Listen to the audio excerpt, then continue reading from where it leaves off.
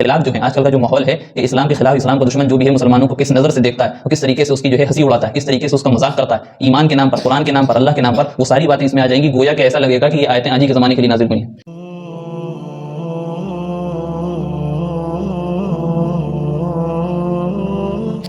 اعوذ باللہ من الشیطان الرجیم بسم اللہ الرحمن الرحیم كلا إن كتاب الأبرار لفي عليين وما أدراك ما عليون كتاب مرقوم يشهده المقربون إن الأبرار لفي نعيم على الأرائك ينظرون تعرف في وجوههم نظرة النعيم يسقون من رحيق مختوم ختامه مسك وفي ذلك فليتنافس المتنافسون ومزاجه من تسنيم عينا يشرب بها المقربون. سورہ تطفیف چل رہی تھی. اس میں ابھی تک کے جو ذکر آ رہا تھا وہ کافروں کا، منکرین کا اور آخرت کے دن کو جھٹلانے والوں کا ذکر چل رہا تھا.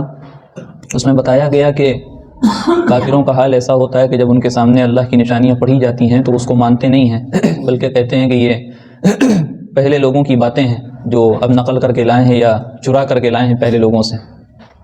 تو حقیقت یہ ہے کہ ان کے دلوں پر اللہ تعالیٰ کی طرف سے مہر لگ گئی ہے اور ان کے دل جو ہیں وہ گناہ کرتے کرتے سیاہ ہو چکے ہیں، کالے ہو چکے ہیں. اس لیے ان کو بات سمجھ میں نہیں آتی. کل قیامت کے دن وہ اللہ تعالیٰ کو دیکھ بھی نہیں سکیں گے اور حال یہ ہوگا کہ ان کو جہنم میں پھینک دیا جائے گا. پھر ان سے کہا جائے گا کہ جو تم لوگ دنیا میں جھٹلایا کرتے تھے آخرت کے دن کو، جہنم کو، جہنم کے عذاب کو، اب مزہ چکھو اس جہنم کا، جہنم کے عذاب کا مزہ اب چکھو.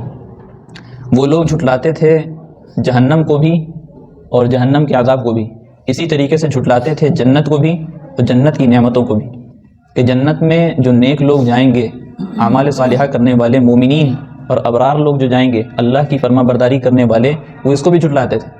کہتے تھے نہیں، جنت نام کی کوئی چیز نہیں ہے اور جو کرنا ہے وہ اسی دنیا میں کرنا ہے، سب کچھ دنیا کو سمجھتے تھے. لہٰذا یہاں پہ بات کہی گئی کہ کلا، ہرگز نہیں. یعنی وہ لوگ جو سوچتے ہیں کہ جنت نہیں ہے اور جنت والوں کے لیے کوئی چیز، کوئی ٹھکانہ نہیں ہے اور ان کو کچھ ملے گا نہیں، تو یہاں پہ بات صاف کر دی گئی کہ کلا ان کتاب الابرار لفی علیین وما ادراک ما علیون. فرمایا گیا کہ جو نیک لوگ ہیں ان کا نامہ اعمال علیین میں ہوگا. علیین یعنی ایک بہت بڑے مقام پر ہوگا، بہت عالیشان مقام میں ہوگا. ایسے لوگوں کا نامہ اعمال جو نیک لوگ ہیں، ابرار ہیں، ایمان والے ہیں، متقین ہیں. وما ادراک ما علیون، اے نبی صلی اللہ علیہ وسلم آپ جانتے ہیں کہ وہ علیین نام کی جگہ کیا ہے؟ یعنی جہاں نیک لوگوں کو نامہ اعمال ہوگا وہ کون سی جگہ ہے؟ کتاب مرقوم، وہ ایک جو ہے رجسٹر ہے جس پہ مہر لگا دی گئی ہے. یعنی اس میں سے جو نیک اعمال نیک لوگوں نے کر لیے اس میں سے کوئی چیز کمی نہیں کی جائے گی، اس میں سے کوئی چیز کمی نہیں ہو سکتی. خیر، اس سے پہلے جو ہے علیین اور سجین کا تفصیلی ذکر آ چکا ہے. کل ملا کے بات یہ کہ جو برے لوگ ہیں ان کا نامہ اعمال سجین میں ہوگا اور جو نیک لوگ ہیں ان کا نامہ اعمال علیین میں ہوگا. اب ان دونوں کے تعلق سے تین چیزیں حدیثوں سے ہم کو سمجھ میں آتی ہیں. ایک واقعہ اور ایک حدیث ہمیں یہ ملتی ہے، اس سے پتہ یہ چلتا ہے کہ نیک لوگوں کی جو روحیں ہوں گی اس دنیا سے میں، جو ہمارے جسموں میں روحیں ہیں، یہاں سے نکلنے کے بعد یہ روحیں جاتی ہیں علیین میں رہتی ہیں. ایک حدیث سے پتہ چلتا ہے کہ روحیں جاتی ہیں جنت میں، ان کا ٹھکانہ ہوتا ہے. اللہ کے رسول صلی اللہ علیہ وسلم کی حدیث مل جاتی ہے. حضرت عبداللہ ابن مسعود رضی اللہ عنہ کی یا حضرت براء ابن عازب رضی اللہ عنہ کی روایت ملتی ہے کہ جو نیک اور ابرار لوگ ہیں ان کی روحیں اللہ تعالیٰ جنت میں کسی مقام پہ رکھ دیتے ہیں.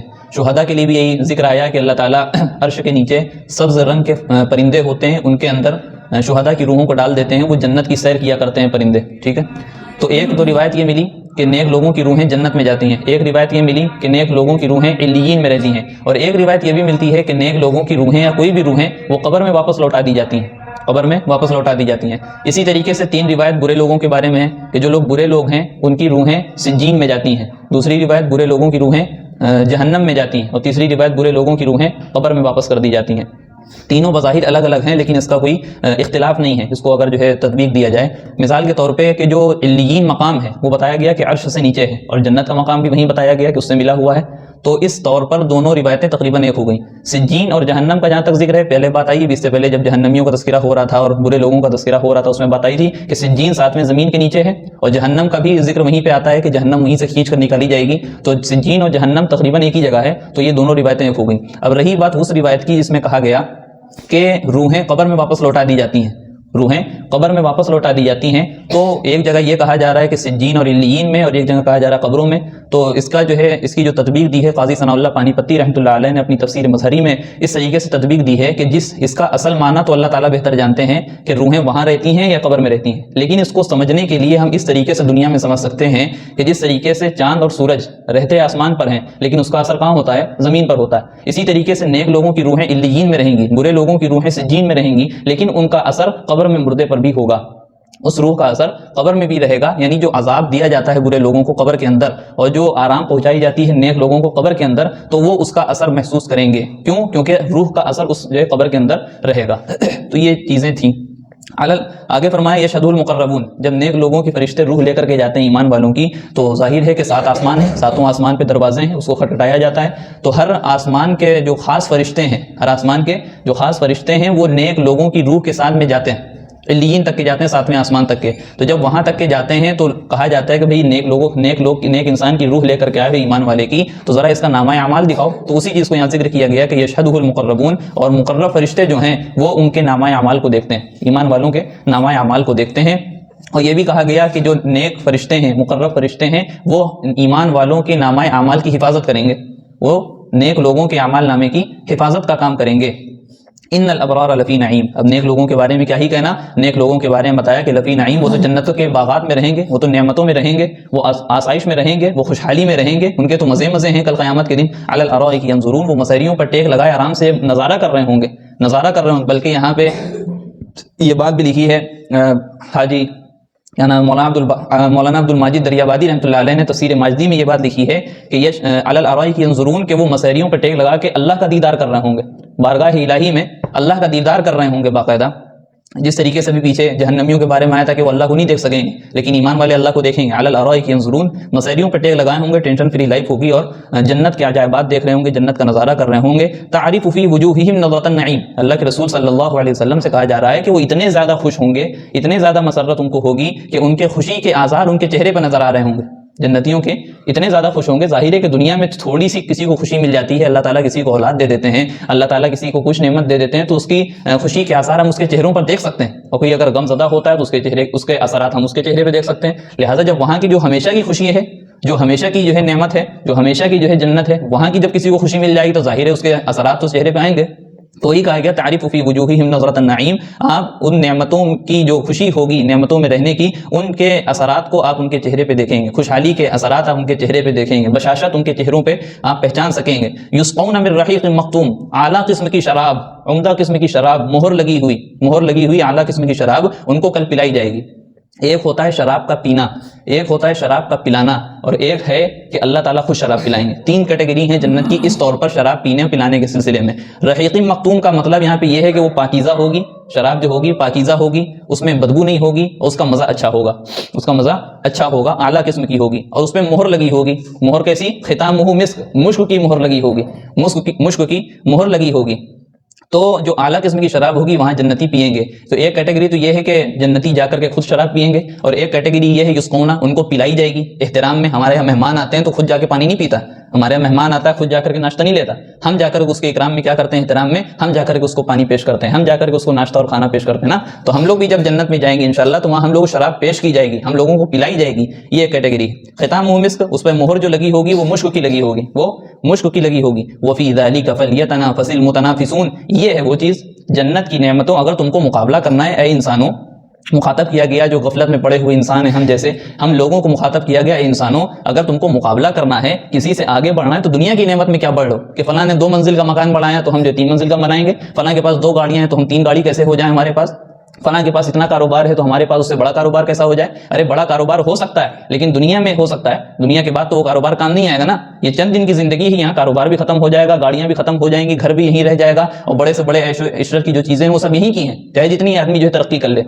لیکن ترقی اس میں تم کیوں کر رہے ہو، اس میں تم کمپٹیشن کیوں کر رہے ہو، اس میں تم مقابلہ کیوں کر رہے ہو؟ مقابلہ کرنا ہے وفی ذالک فلیتنافس المتنافسون. تو جنت کی نعمتوں کے بارے میں کرو جو کبھی ختم نہیں ہونے والی ہیں، جو ہمیشہ باقی رہنے والی جنت کی نعمتیں ہیں، جو جنت کی نعمتیں ہمیشہ باقی رہنے والی اور مکمل ہیں. یہاں اگر ہم نے گاڑی خریدی، کسی کو دیکھ کر کے گاڑی خریدی، مقابلہ کر کے ہم فرسٹ آ گئے، ہم نے اچھی گاڑی لے لی اس سے، یا اس کے پاس 1 گاڑی تھی ہم نے 2 گاڑیاں لے لی، تو یہ مکمل نعمت نہیں ہے. وہ گاڑی اگر ہم نے لی ہے تو اس میں خرابی بھی ہوگی، وہ گاڑی ہم نے لی ہے تو اس میں بھی جان کا خطرہ تو بہرحال رہتا ہے، کہیں ٹکر ہو جائے، ایکسیڈنٹ ہو جائے، کچھ ہو جائے.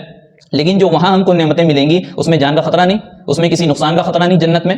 آج ہم نے جو ہے کسی کو دیکھ کر کے اچھا گھر بنا لیا، کسی کو جو ہے مقابلہ کرتے کرتے ہم نے گھر بنا لیا، ٹھیک ہے، لیکن اس میں بھی خطرات کتنے ہیں، اس میں بھی گھر بنایا کچھ بھی ہے دنیا میں، بہرحال خطرہ بھی ہے نا، خطرہ بھی ہے، لیکن جنت میں اگر ہم کو جو گھر ملے گا، جنت میں ہم کو جو محل ملے گا، تو اس میں ہمارے لیے کوئی خطرہ نہیں، اس میں ہمارے لیے کوئی خطرہ نہیں۔ وفی ذالک فلیتنافس المتنافسون، تو اس لیے فرمایا اگر تم کو مقابلہ کرنا ہے، اگر تم کو آگے بڑھنا ہے، اگر تمہارے اندر کمپٹیشن کی صلاحیت ہے تو اس معاملے میں آگے بڑھو کہ فلاں آدمی جو ہے 5 وقت کی نمازیں پڑھ رہا ہے، 4 نفل پڑھ رہا ہے 4 وقت میں، تو ہم کو 5 وقت کی نفل پڑھنا ہے، 5 وقت میں نفل پڑھنا ہے۔ اگر بندہ جو ہے 1 دن کا روزہ رکھ رہا ہے، ہم کو 2 دن کے روزے رکھنے ہیں ہفتے میں کم سے کم، اس معاملے میں آگے بڑھو، اللہ تعالیٰ کی فرما برداری میں آگے بڑھو۔ وہ آگے فرمایا وَمِزَاجُهُ مِن تسنیم، اور وہ جو شراب ہوگی اس کی صفت اور بتائی کہ اس میں تسنیم کی آمیزش ہوگی۔ تسنیم ایک یہ کہہ لیجئے کہ جنت میں ایک نہر ہے، آگے بھی اس کا تذکرہ ہے کہ عین یشرب بها المقربون، ایک چشمہ ہے جنت کا جس سے مقرب لوگ جو ابرار و اتقیاء ہیں وہ لوگ اس سے جو ہے پانی پیتے ہوں گے۔ تو بتایا نا کہ جنت کی بہت ساری کیٹیگری ہیں، ایک طبقہ تو وہ ہوگا جو اس تسنیم جو چشمہ ہوگا اس سے ڈائریکٹ پانی پیے گا، ایک جو اس سے کم درجے کے لوگ ہوں گے ان کو اس جو مشک کی شراب ہوگی اس میں پانی ملا کر کے پلائی جائے گی، اس میں یہ تسنیم کا پانی ملا کر کے شراب پلائی جائے گی۔ اور ایک اور چیز لکھی ہے تفسیر میں کہ عرب میں اس وقت جو شراب پی جاتی تھی وہ پانی ملا کر کے لوگ پیتے تھے اور اس کو پسند کرتے تھے، لہٰذا اس طرف بھی اس میں اشارہ ہے کہ جو لوگ پسند کرتے تھے وہ پسند کی چیز وہاں پہ جنت میں ملے گی۔ عین یشرب بها المقربون۔ اب آگے چلیے انشاءاللہ اگلے ہفتے آگے بات آئے گی، چند آیتیں رہ گئی ہیں، باقی یہ جنت کا تو تذکرہ جو کیا یہاں تک کہ جنتیوں کو اور جنت کی نعمتوں کے سلسلے میں، آگے جو بات آئیں گی اس میں جنت اور جہنم دونوں کا تذکرہ ہے، بلکہ یہ کہا جائے کہ جنتی لوگوں اور جہنمی لوگوں دونوں کا تذکرہ ہے۔ جنتی لوگ یعنی ایمان والے جو کام کرتے ہیں، اور جہنمی لوگ یعنی ایمان والوں کے خلاف جو ہیں۔ آج کل جو ماحول ہے کہ اسلام کے خلاف، اسلام کا دشمن جو بھی ہے مسلمانوں کو کس نظر سے دیکھتا ہے، اور کس طریقے سے اس کی جو ہے ہنسی اڑاتا ہے، کس طریقے سے اس کا مذاق کرتا ہے، ایمان کے نام پر، قرآن کے نام پر، اللہ کے نام پر، وہ ساری باتیں اس میں آ جائیں گی، گویا کہ ایسا لگے گا کہ یہ آیتیں آج ہی کے زمانے کے لیے نازل ہوئی ہیں۔ تو انشاءاللہ وہ لمبی بات ہو جائے گی۔ اللہ تعالیٰ سے دعا ہے کہ اللہ تعالیٰ ہم کو جنت والے اعمال نصیب فرمائے، آمین۔ وآخر دعوانا ان الحمدللہ رب العالمین۔ ویڈیو اگر اچھی لگی ہو تو لائک کریں، شیئر کریں اور چینل کو سبسکرائب کرنا نہ بھولیں، اور ساتھ ہی ساتھ بیل آئیکن کو پریس کریں تاکہ نئی ویڈیو کی نوٹیفیکیشن آپ کو ملتی رہے۔